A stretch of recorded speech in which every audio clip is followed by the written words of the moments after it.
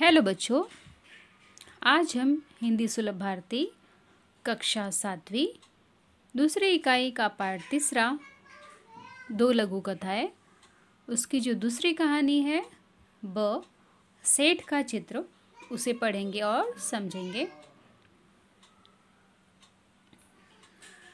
तो ये भी कहानी जो है वो अकबर बीरबल की है और उसमें बीरबल की चतुराई का वर्णन किया गया है। जैसा कि हमने हरा घोड़ा में देखा था कि बीरबल कैसे अपने चतुराई से अकबर को मात देते हैं, सेम वैसे ही यहाँ पर भी बीरबल की चतुराई का कहानी में इस वर्णन किया है। तो आइए देखते हैं कहानी। बहुत पहले की बात है, एक सेठ था। वह बहुत ही कंजूस था। एक दमड़ी भी खर्च करते समय उसके प्राण निकल जाते थे। यह बहुत पहले की बात है। अकबर बीरबल की कहानी है, यानी कि ये बहुत पहले की स्टोरी है। बहुत पहले ये अकबर और बीरबल हुआ करते थे, तब की कहानी है। वहाँ पे एक सेठ था, वह बहुत ही कंजूस था। एक सेठ भी है इस कहानी में। तो वो सेठ था, सेठ बहुत ही कंजूस था। कंजूस यानी कि माइजर, एकदम कृपण। एक दमड़ी भी खर्च करते समय उसके प्राण निकल जाते थे। उसके पास बहुत पैसे थे, सेठ था वो, लेकिन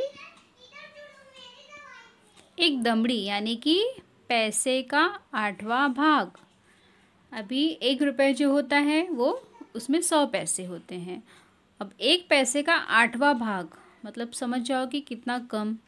तो एक दमड़ी भी खर्च करते समय उसके प्राण निकल जाते थे, मतलब वो पैसे खर्च नहीं करता था। कंजूस लोगों का यही काम होता है कि वो पैसे को खर्च नहीं करते, बचा कर रखते हैं ना। तो यहाँ पे भी वो सेठ कंजूस था, इसीलिए एक भी दमड़ी खर्च करते समय उसके प्राण निकल जाते थे, यानी कि वो खर्च नहीं करता था। वह काम कराने के बाद भी लोगों को पैसे देने में परेशान करता था। काम तो वो करा लेता था, लेकिन जब पैसे देने की बारी आती तो वो लोगों को परेशान करता था। एक बार उसने एक चित्रकार से अपना चित्र बनवाया। एक बार उसने एक चित्रकार से, जो ड्राइंग्स बनाते हैं, पिक्चर्स बनाते हैं, उनसे अपना चित्र बनवाया। जब चित्रकार ने पैसे मांगे तो सेठ ने कह दिया, चित्र ठीक नहीं है, दोबारा बनाकर लाओ। सेठ ने क्या कहा, एक चित्र बनवा लिया। उसके बाद जब चित्रकार वो चित्र उनके पास ले आया, सेठ के पास, तो सेठ ने कहा कि नहीं नहीं, ये ठीक नहीं है, दोबारा बनाकर लाओ। चित्रकार ने कई बार चित्र बनाए, लेकिन वह कंजूस सेठ हर बार कह देता कि चित्र ठीक नहीं है। चित्रकार ने क्या किया, उसने एक बार बोल दिया कि ठीक नहीं है, तो वो दोबारा बनाकर लाया, तिबारा बनाकर लाया। ऐसे कई बार उसने सेठ का चित्र बनाया, लेकिन वो कंजूस था, उसको पैसे देने पड़ते ना चित्र जब वो बनाकर लाया चित्रकार, तो इसीलिए वो हर बार कह देता कि नहीं नहीं, चित्र ठीक नहीं है। ऐसा वो कई बार कह चुका था।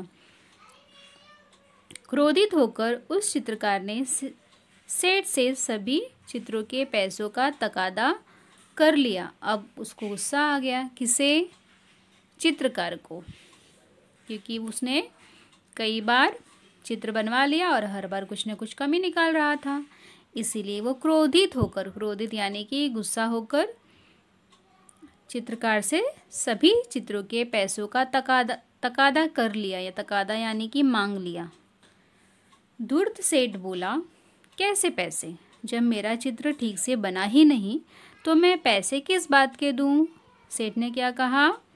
सेठ ने कहा कि मेरा जो चित्र है, जो मैंने बनाने के लिए कहा था, वो ठीक नहीं है, तो मैं पैसे किस बात के दूं? बेचारा चित्रकार अपने घर लौट आया। उसको पैसे नहीं मिले, वह अपने घर लौट आया। जब घर लौटा तो परेशान था, मतलब इतनी मेहनत के बाद भी उसे पैसे नहीं मिले। उसका जो मेहनताना है, जो पारिश्रमिक है, मजदूरी है, उसको नहीं मिला, तो उसको अच्छा नहीं लग रहा था, इसलिए वो परेशान था। परेशानी का कारण पूछने पर उसने अपनी पत्नी को सारी बातें बताई। जब उसकी पत्नी ने उसको परेशान देखा, अपने पति को, तो उसने अपनी पत्नी को सारी बातें बता दी कि क्या क्या वहाँ पर हुआ था सेठ के पास। चित्रकार की पत्नी बहुत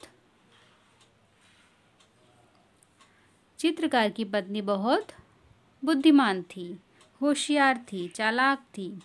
बुद्धिमान यानी होशियार। वह बोली, आप दरबार में जाकर न्याय के लिए फरियाद कीजिए। उस समय राजा हुआ करते थे, ये बहुत पहले की कहानी है, जब राजा हुआ करते थे। तो उसकी पत्नी ने कहा कि आप दरबार में जाइए, जाकर न्याय के लिए फरियाद कीजिए, मतलब जो सही फैसला है उसके लिए आप फरियाद कीजिए। फरियाद यानी कि प्रार्थना, रिक्वेस्ट कीजिए। चित्रकार बहुत उदास हो गया, फिर से वह उदास हो गया। वह मुंह लटका कर बैठ गया। वो क्या हो गया? नाराज होकर बैठ गया। बोला, सेठ बड़ा आदमी है। वो सेठ था तो बड़ा आदमी है, लोग उसी की बात को सच मानेंगे, सब उसी की बात सच मानेंगे। ऐसा होता है ना कई बार कि जिसके पास काफ़ी पैसे रहते हैं लोग उसी की बात को सच मानते हैं। तो वही चित्रकार भी कह रहा था कि लोग उसी की बात को सच मानेंगे।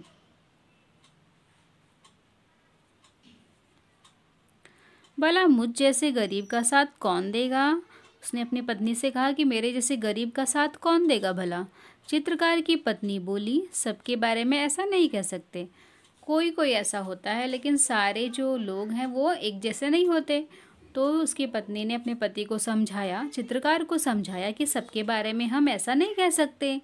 बादशाह अकबर बहुत दयालु हैं, दयालु यानी कि काइंड हैं, दयावान हैं। वे भले ही पढ़े लिखे नहीं हैं परंतु बड़े बुद्धिमान हैं। पढ़े लिखे नहीं हैं लेकिन वो बहुत ही बुद्धिमान हैं, होशियार हैं। उनकी सहायता के लिए दरबार में 9 रत्न हैं। उसकी पत्नी ने बताया कि भले ही जो अकबर राजा हैं वो पढ़े लिखे नहीं हैं लेकिन बुद्धिमान हैं, और उनकी सहायता के लिए दरबार में 9 रत्न हैं। जैसे कि हमने पीछे जो हरा घोड़ा कहानी पढ़ी थी उसमें नवरत्न के बारे में समझा था कि नवरत्न होते हैं सहायता के लिए।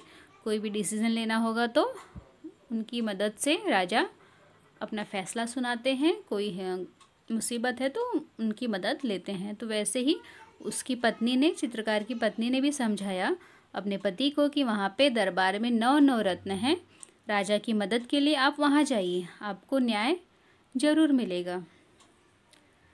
दूसरे दिन चित्रकार बादशाह अकबर के दरबार में गया और पूरा किस्सा सुना दिया।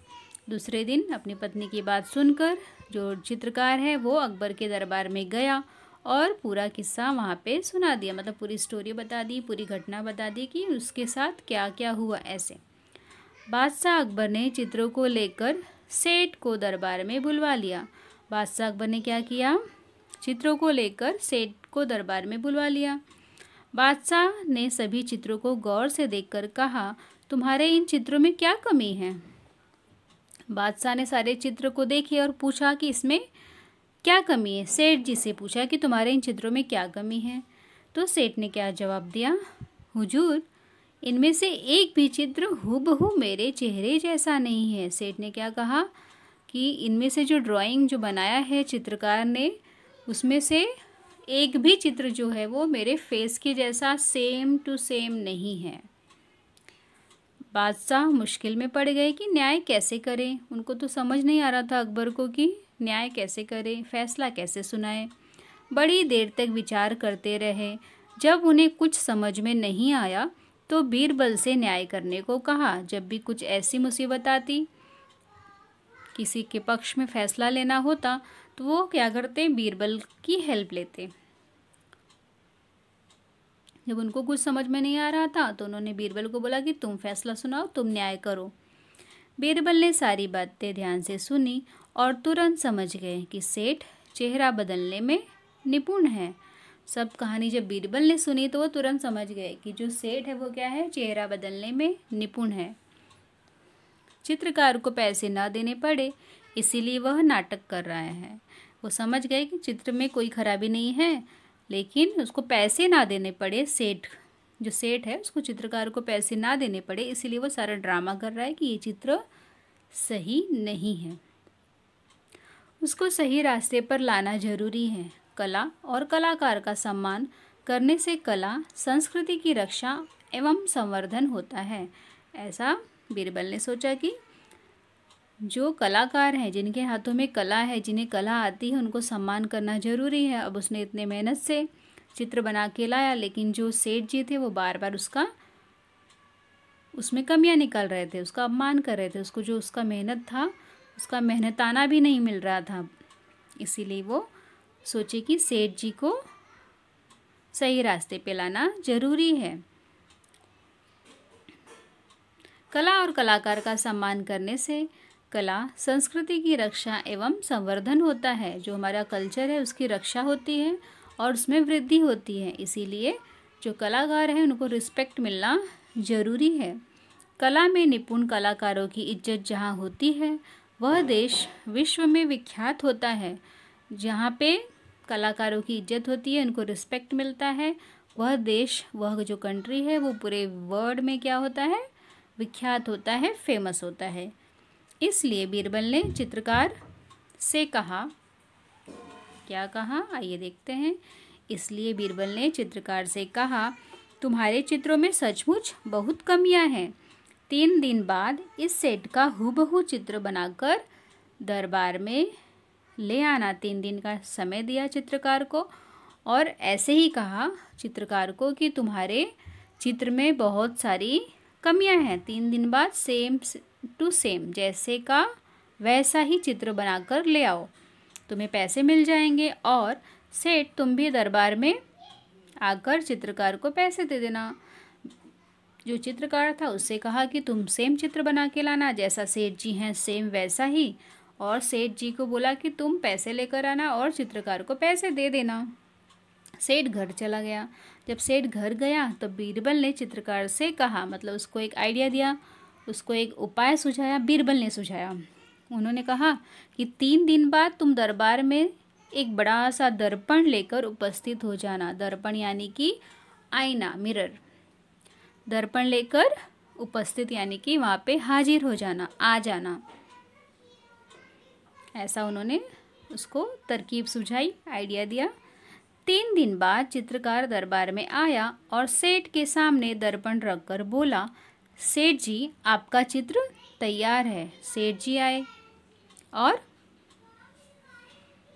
चित्रकार भी आया। फिर उसने क्या कहा कि सेठ जी, आपका चित्र तैयार है। सेठ के सामने उसने क्या रखा, आईना रखा, दर्पण रखा और कहा कि आपका चित्र तैयार है। सेठ अपना प्रतिबिंब देखकर बोला, परंतु यह तो दर्पण है। सेठ ने क्या बोला कि ये तो दर्पण है, मतलब ये तो आईना है। अपना जो रिफ्लेक्शन है उसको आईने में दिखाई दिया, वो देख के बोलता है ये तो दर्पण है। तो जो चित्रकार रहता है वो कहता नहीं, यही तो असली चित्र है। बीरबल ने पूछा, सेठ जी, यह तो तुम्हारा ही रूप है या नहीं? बीरबल ने क्या कहा सेठ जी से, क्योंकि वो सेठ जी बार बार कमियां निकाल रहा था। अब चित्र सेम टू सेम जो रियल वन है उसके जैसा तो होगा नहीं एकदम। तो इसीलिए उन लोगों ने उपाय सोचा, बीरबल ने, कि उसको क्या किया जाए, आईना ही दिखा दिया जाए। उसमें तो हम सेम दिखते हैं, जैसे हम रहते हैं सेम टू सेम।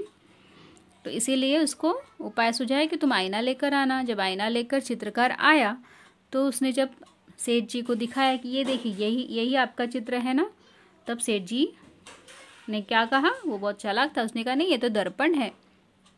तो बीरबल ने जब पूछा, सेठ जी, अब यह तो तुम्हारा ही रूप है ना, तुम्हारा ही फेस है ना, है या नहीं? तो सेठ बोला, जी हाँ। सेठ अपनी चालाकी पकड़े जाने पर बहुत लज्जित हुआ। उसने चित्रकार को उसका मेहनताना दे दिया। लज्जित यानी कि शर्मिंदा। उसकी चालाकी पकड़ी गई क्योंकि वो हर बार चालाकी कर रहा था, कुछ न कुछ कमियां निकाल रहा था ताकि उसको पैसे ना देने पड़े। उसने चित्रकार को उसका मेहनताना दे दिया। चित्रकार सभी को धन्यवाद देकर चला गया। अब चित्रकार को क्या हुआ, सारे पैसे उसके मिल गए। जो उसने मेहनत की थी, उसकी पारिश्रमिक जो थी वो सेठ जी चित्रकार को मिल गई। इसलिए उन्होंने क्या किया, चित्रकार ने सबको धन्यवाद देकर वहाँ से चला गया। बीरबल के न्याय से बादशाह अकबर बहुत खुश हुए। मतलब उन्होंने सही फैसला सुनाया, किसने, बीरबल ने। इसीलिए अकबर बहुत खुश हो गए। बादशाह अकबर की प्रत्येक समस्या का समाधान बीरबल अपनी बुद्धिमानी से फटाफट कर देते थे। बीरबल किस लिए प्रसिद्ध थे? अगर अकबर के सामने कोई भी समस्या होगा, कोई भी प्रॉब्लम है, तो उसका जो समाधान है, उसका जो हल है, सॉल्यूशन है, वो जो उसका सॉल्यूशन है, समाधान यानी कि हल, बीरबल अपनी बुद्धिमानी से, अपनी चालाकी से, होशियारी से फटाफट यानी कि तुरंत कर देते थे। यहाँ भी बीरबल ने दूध का दूध और पानी का पानी कर दिखाया था। यहाँ पे दूध का दूध और पानी का पानी, ये क्या है? कहावत है कि मतलब सही न्याय करना। दूध का दूध हो गया, पानी का पानी, ऐसे बोलते दूध का दूध पानी का पानी हो गया, यानी कि सही फैसला हुआ, सही न्याय हुआ। यहाँ पे भी बीरबल ने सही न्याय कर दिखाया। तो बच्चों, हमने इस कहानी से क्या सीखा? यानी कि दोनों, हरा घोड़ा और सेठ का चित्र, इससे हमने क्या सीखा? यहाँ पे देखते हैं हमने क्या समझा। मैं अपने जीवन में आने वाली जो समस्याएं हैं, उनका जो समाधान है, उसका जो हल है, वो हमको अपनी बुद्धिमानी से करना चाहिए। तो हमने यह सीखा। तो आइए देखते हैं शब्द वाटिका। नए शब्द: फरियाद यानी कि याचना, प्रार्थना, हिस्सा यानी कि कहानी, हुबहू यानी कि जैसे का वैसा, मेहनताना यानी कि पारिश्रमिक। यहाँ पे कहावत है दूध का दूध पानी का पानी करना यानी कि सही न्याय करना। मुहावरे हैं सिर आँखों पर रखना यानी कि स्वीकार करना, मात देना यानी कि पराजित करना, मुंह लटकाना यानी कि उदास होना। तो आशा करती हूँ आपको सेठ का चित्र, यह कहानी अच्छी लगी होगी और समझ में आ गई होगी। Thank you.